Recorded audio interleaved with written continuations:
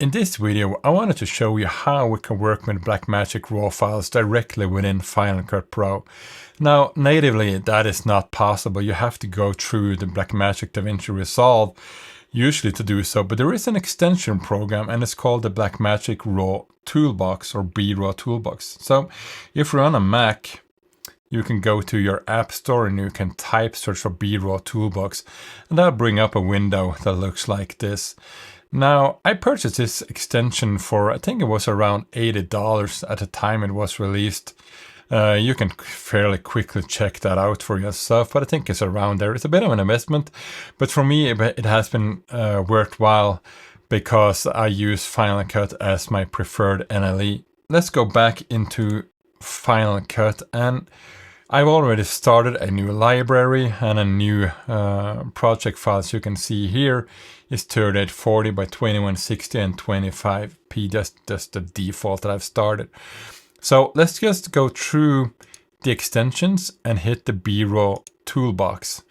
Now that'll bring up a new window that looks like this, and it's pretty straightforward. What you want to do is you want to go to import BRAW files. These are just test files that I shot, and it doesn't matter which one clips we choose here, but I'm just going to choose number one just for now. That'll bring up a new a preview window of my clip, and I can, scroll through and I can play it if I want to. I mean, these are my lambs and sheep on in my field, and we can see that this was the name here. The frame rate, the start time code, and we can also see that it was a CNE Canon 35mm 1.5 L lens, and I've shot it at 6K 6048 by 3200. Those are just the metadata that comes along with it. So it's really nice to have this little information.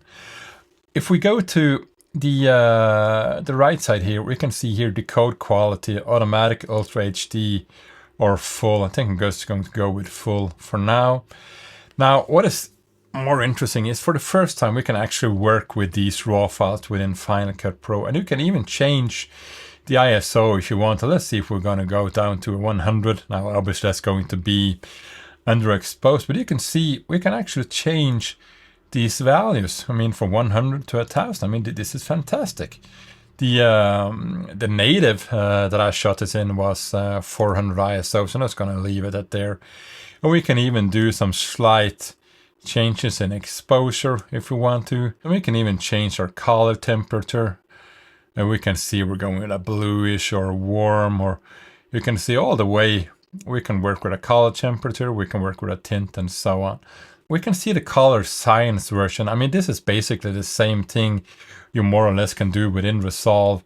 We want to be on a color science version 5 because that's what the PYXIS is using, and a color space gamut, that's, that is Blackmagic Design. As we can see here, we can choose some different ranges, but Blackmagic Design is what we want. And also the gamma, Blackmagic Design, film, video, extended, and so on. I'm going to go with a film. But, you have all these choices, as you can see. Highlight recovery, yes, I think we're going to enable that one. And our LUT source, disabled sidecar and embedded. Now look what happens when I go with the embedded LUT file. Now all of a sudden we have a LUT transformed to our footage. Let's just for now hit the file like so, and we can go to prepare BRAW files. Now I will prepare our BRAW files to go within Final Cut Pro. And as we can see, it opens up a new window. It says successfully processed. You can now drag the green icon next to the prepare BRAW files button into your Final Cut Pro library. Please make sure you drag it to a library and not an event or project, otherwise nothing will happen. Let's just hit OK. And down here, there is this green little box like so, and you can see, drag this button to a Final Cut Pro library, not project or event, because if you do drag it to an event, nothing is going to happen, or a library. So we need to take this and drag it all the way up here. Let it do its thing. Now we can just close down this one. And as you can see here, all of a sudden we have our BRAW file within our NLE. So let's just drag it down to the timeline, like so. Now let's just see if we can do something about this image as well. I'm just going to hit, I just had one microphone, so it's going to be mono. Let's just take that off. Don't need all of this information. Just going to go like here. What I want to do is see if I can color correct this image a little bit more. So let's just open up that little dialog for color correction. Now, as you see, this is my preferred way of doing my color correction. I really like those wheels. And let's just go into Window and see if we can open up the color correction windows like so. Now we have our scopes, we have our viewer, and we have our clip on the timeline. Obviously you can do this with as many clips as you want, but for this purpose I'm just going to go with the one file. Well, we can see we're not hitting 0 where the black should sit, and we're not always hitting 100. Now this is our preferred taste in the look you want. So what you can do, let's see if we want to go to our shadows. Let's drop them down to 0. And let's just lift our highlights back up to 100. And let's see if we can do something about our midtones. And, you know, before, after, perhaps put in a little bit more saturation into the image. Look at this. Before, and after. And perhaps I even want to have, I don't know, let's put on a little bit of sharpening since we're coming directly off of the sensor.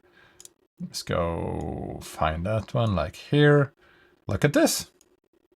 I mean, that's how easy it is to work with Blackmagic RAW files directly within Final Cut Pro. Now, I'm no longer tied into the Resolve workflow unless I want to. Okay, so far so good. We haven't done any adjustments to it. Let's just see how good of a photographer I was. Let's just chop off that little bit here in the beginning, like so, and a little bit to the end, because, you know, whenever you start and stop, there's always something going on. You know, you can get a little wiggle or something.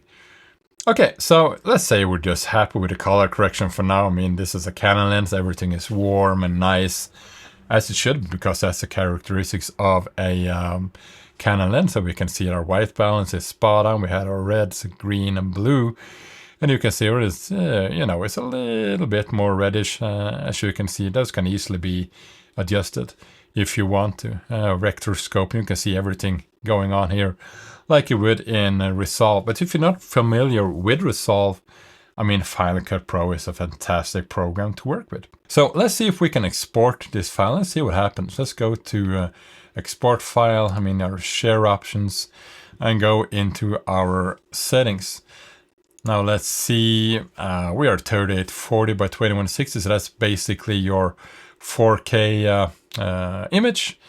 And let's see, I want a bit higher because we're coming from Blackmagic RAW. Let's go to 422HQ. And now our file will be 4.8 gigabytes or so. And we can see here it's starting its background tasks, and you know, it's starting to share the file. So let's just let the machine work for a little while and come back in a few seconds. And there we go. Let's just play it back.